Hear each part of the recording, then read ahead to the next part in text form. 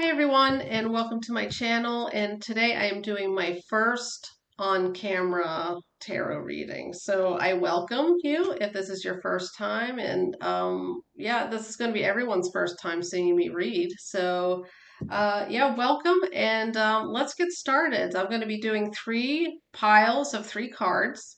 And then I'll read one in succession, each one in succession, and hopefully it speaks to someone. One of these piles can speak to someone out there. So let me shuffle.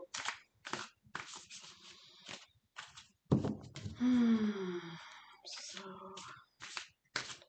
may the highest good be served, and wisdom come through. Woo.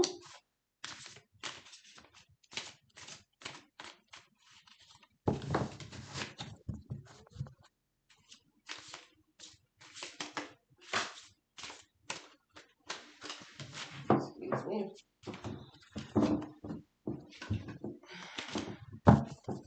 I don't read jumpers. I know a lot of people do, but I don't.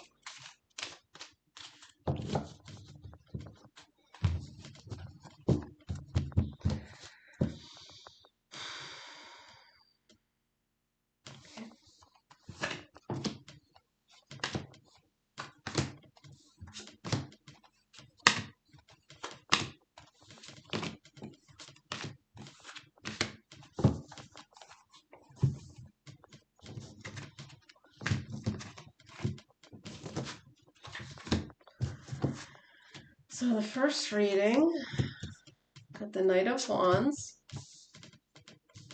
the Two of Swords, and the Two of Cups.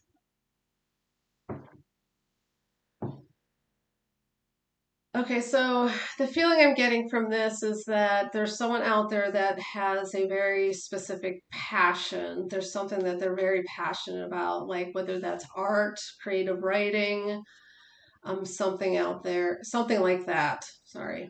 And it's something that's very important to them. It's life consuming, but they're procrastinating. They're not moving forward with their skills. They're not applying themselves as much as they could. Um, they're just at a standstill. They don't know what to do next, and so they're basically not doing anything. And so maybe there's an element of fear there, a feeling of being overwhelmed, um, or maybe just being stagnant, not motivated, not motivating yourself. And if you're unable to motivate yourself, perhaps you need to look outside yourself. So I see the Two of Cups here, and I see that as relationships. So I see there's actually 4 faces in the Two of Cups, which I find interesting. And that there could be a community out there. You need to perhaps feel either included, bonded to people of like mind who have the same passion, which will give you the motivation, or you need to feel accountable to them. There's an accountability aspect here where you don't feel like you can motivate yourself. So I would suggest if there's someone out there who's watching this, or you know someone who is just spinning their wheels with their passion, and they're being, stuck, and they're procrastinating. They're just, at a standstill. Look to other people. Look to people who share your passion. You shouldn't be solitary in this. Even if it's a solitary activity, look to people who share your passion and who you can be accountable to, and then you'll be able to move forward.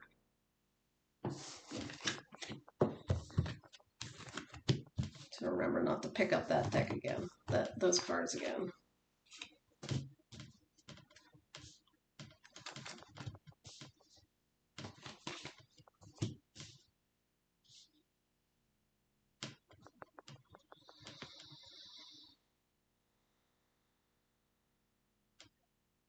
Okay, so we have the Sun, the King of Cups, and the Ten of Swords.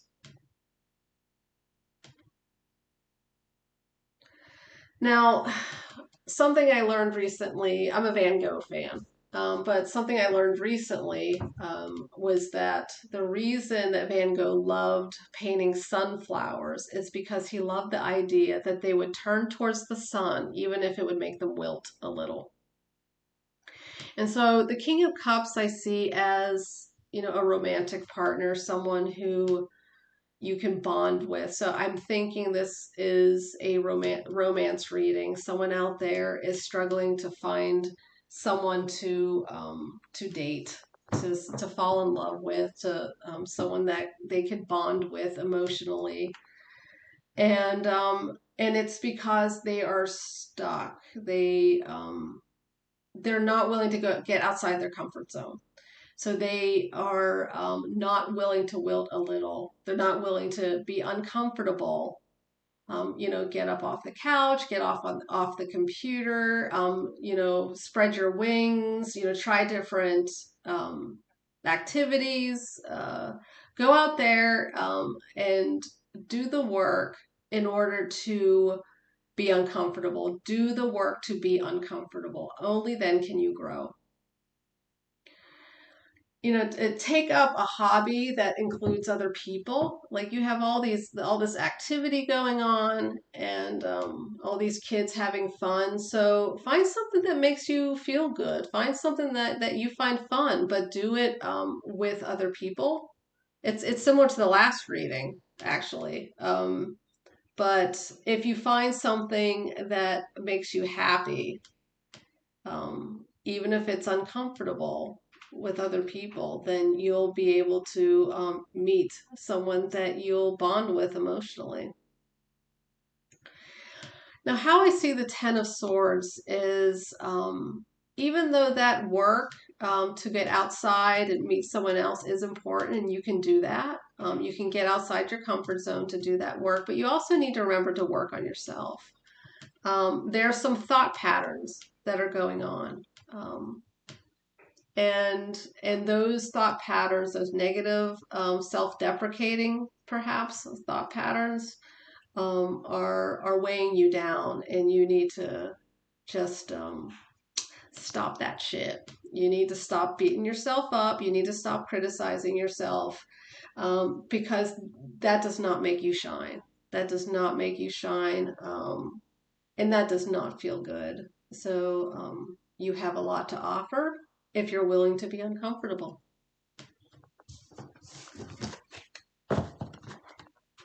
Okay, which deck was it? Okay, this deck. These cards. Okay. Let's see.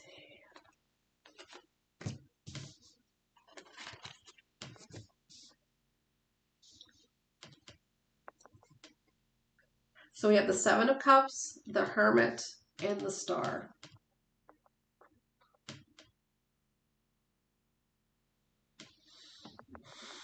Okay, let's see. Okay, so the Hermit is shining a light over on the Seven of Cups. And in this deck, the Seven of Cups is shown to be a house of cards. And to me, that shows a sense of fragility. There's someone who's feeling very fragile. They're trying to keep things afloat, but emotionally, they're drowning. They're just a few steps away from just breaking down. They're just trying to keep it together, but it's been a hard road, and they're building a house of cards, and the work needs to be done in order to rebuild it, to make it stronger, I should say. And I see here the Hermit. The Hermit is actually shining a light on the Seven of Cups. I believe I just said that. So to me, that shows that not only do you need to do the work yourself, you need to retreat from obligations that have been really weighing on you, in order to do self-work and self-care. But you may need to turn to someone else to shine the light as well. Someone who has wisdom, who can give you advice, perhaps a therapist, perhaps another relative or friend, someone who's not afraid to show it like it is, who's not afraid to compassionately shine a light on what you need to work on. Because you're suffering and you're very fragile, and things are just going to collapse, internally, emotionally, if you don't shine a light in the darkness and start doing the work to see what has been weighing on you. And yeah, the star to me is about healing. And so to me, this shows that this is a progression. You can heal. So right now you're very fragile, but once you do the work to look inside, to do the work, shine a light on what's going on, what's weighing you down, what's making you fragile, and turning to someone with wisdom to help you through that process, you will heal. So healing is possible. Well, that's it. Those are the 3 readings, and I hope this spoke to one of the readings spoke to somebody. But thank you for coming to my first video reading, and I really appreciate you watching. And yeah, you have a good night. Bye.